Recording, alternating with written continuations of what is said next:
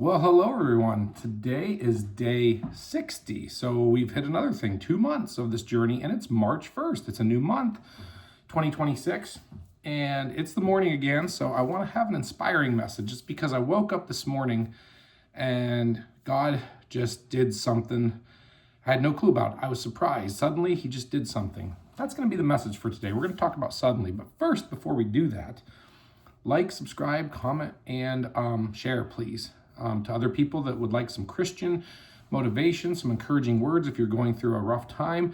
You all know my story. If you don't now, you can go back through the videos. Day 25 is my testimony. It's about 40 minutes long, and I kind of go over what's been going on here.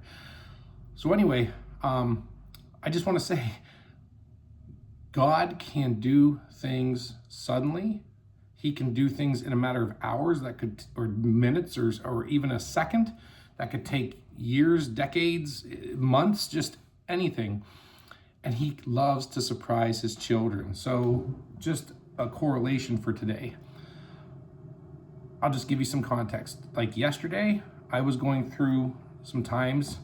I was praying about things. I had business at the escape room. Things weren't quite working out with seeing my family on and off. And, you know, just when you're disconnected from your family, you're not being communicated with as much, and then, you know, you get a message and you try to work things out to see them. You really haven't seen them all week, and then you also have business at the escape room, and you're torn what to do. Other things, and then when you do have time, other things come up, and then you're like it can be a mess sometimes, and it can make you feel like I just want to give up. And I was talking to the Lord, and I said, Lord, there's times like I just want to give up. It's like this is so difficult. And then the Lord does things like yesterday, my wife was with her folks and my kids, and she said, hey, we went down to the mall. We're actually at Arby's, and I've been wanting Arby's like for a week or two now to try the new fish sandwich they have, and they have the $7.99 meal deal thing, which is super cheap. And she says, do you want fish, chicken, or roast beef? We're going to drop you food off at the escape room. And we were up here getting our son some shoes for track. Now, I didn't even know my son was running track this year. He told me he wasn't. So he made a choice, I guess, a day ago, and I'm just finding out, but I talked to him last night about it.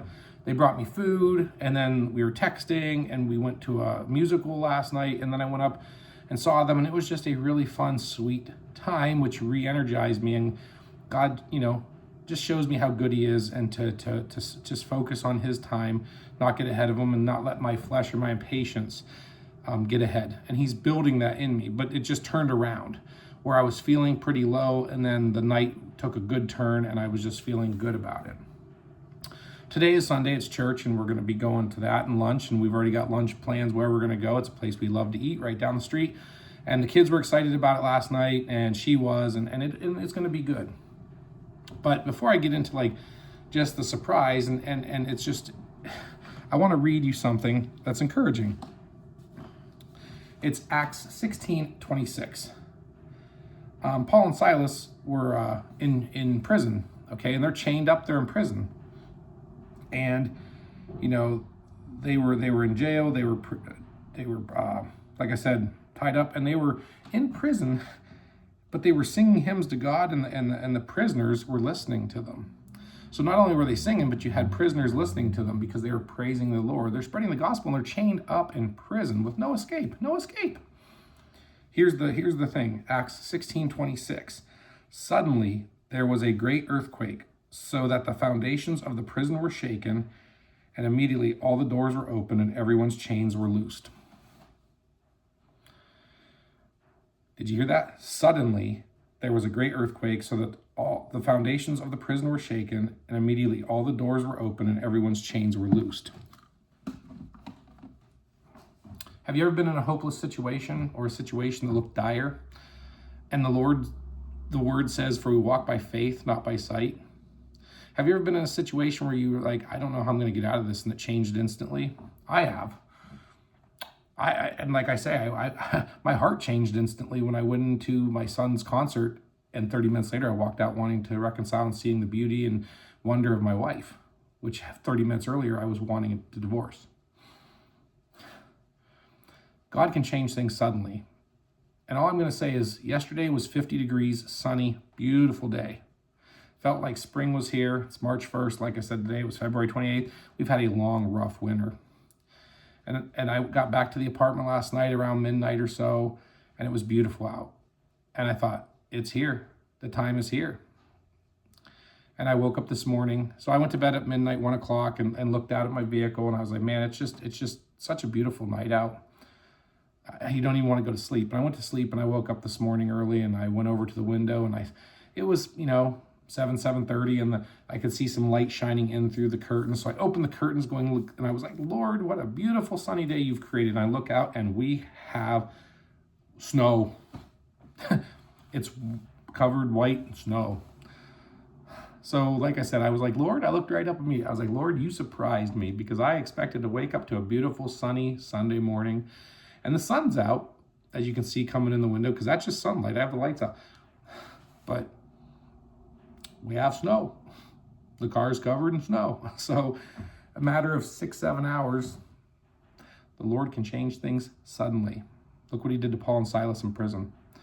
A great earthquake opened all the doors and broke all their chains free of all the prisoners. And you know what they were doing? They were in prison. They were like, we can't get out of here. But you know what they were doing? They were worshiping the Lord. They were in a situation that was hopeless, impossible, but they chose to worship him, the one who can break all those chains.